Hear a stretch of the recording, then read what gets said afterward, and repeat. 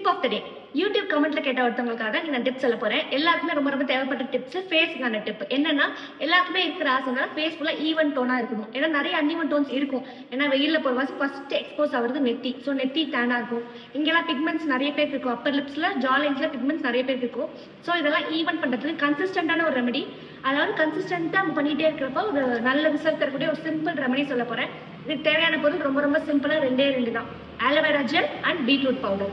ரெண்டுமே அமேசான்ல சிம்பிளா கிடைக்கும். இப்போ வந்து ஒரு கண்ணாடி பாட்டில் தான் ஸ்டோர் பண்ணி வைக்கணும். அப்பதான் அதோட பியூரிட்டி மாறாது. ஸோ ஒரு கிளாஸ் பாட்டில், பழைய பாட்டில் வந்து மாய்ஸ்சரைசர் பாட்டில் எது வேணா இருக்கலாம். அதில் ஒரு 3 ஸ்பூன்ஸ் ஆஃப் ஆலோவேரா ஜெல் போட்டுக்கோங்க.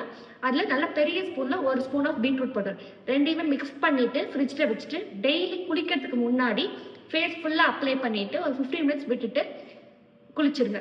இதே மாதிரி கன்சிஸ்டண்டா பண்ணிட்டே இருக்கும். ஃபேஸ் ஃபுல்லா ஈவன் டோன்ஸ் வரும், பிக்மெண்டேஷன் எல்லாமே போகும். அதோட நேச்சுரல் பிளஷே உருவாகும். 15 டேஸ் கொஞ்சம் புதுசா பண்ணிக்கோங்க. நான் ரொம்ப நிறைய ஸ்டோர் பண்ணி வைக்க வேண்டாம். நான் 15 டேஸ் ஒன்ஸ் பண்ணிட்டு இது ரெகுலரா பண்றப்ப ஃபுல் ஃபேஸ் ஒரே கலர்ல இருக்கும்.